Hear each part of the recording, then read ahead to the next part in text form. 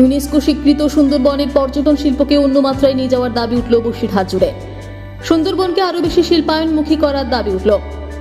বসিরহাট সীমান্ত পর্যটন স্থল হিসেবে তথা বিশ্বের ভৌগোলিক মানচিত্র হিসেবে জায়গা করে নিয়েছে।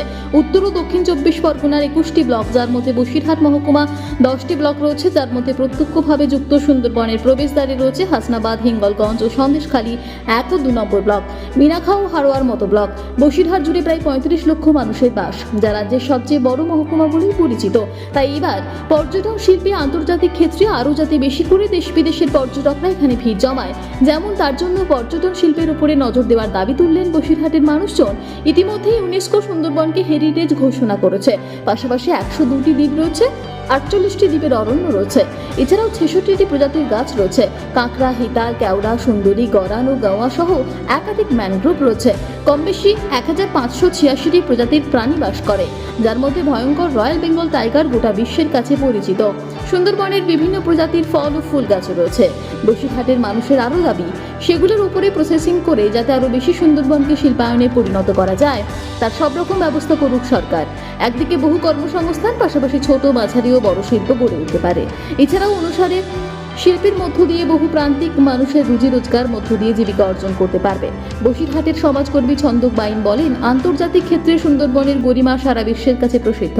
সেটাকে আরও বেশি করে শিল্পায়নমুখী করতে যদি রাজ্য সরকার আরও বেশি উদ্যোগী হয়, তাহলে কর্মসংস্থানের নতুন দিগন্ত খুলবে। আমরা গর্বিত এই সুন্দরবন নিয়ে।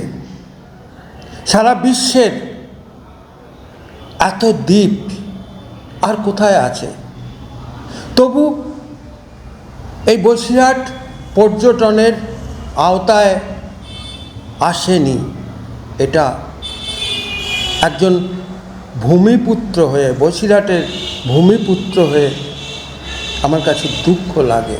নতুনভাবে আরও ম্যানগ্রোভ লাগানো উচিত, রাস্তাঘাট দরকার যাতে পর্যটন শিল্পে আরও বাড়ে, নতুন রিসর্ট বানানো উচিত যাতে কর্মসংস্থান বাড়ে এবং যাতে এলাকার উন্নয়ন হয়। আমাদের এখানে সুন্দরবনের ম্যাক্সিমাম লোক যারা বাইরে কাজ করে, তাদের এখানে অর্থনৈতিক উন্নয়ন হলে তারা সবাই সুন্দরবন এলাকাবাসী উন্নত হবে। রাজ্য সরকারের, আমাদের রাজ্য সরকারের তো তুলনা নেই।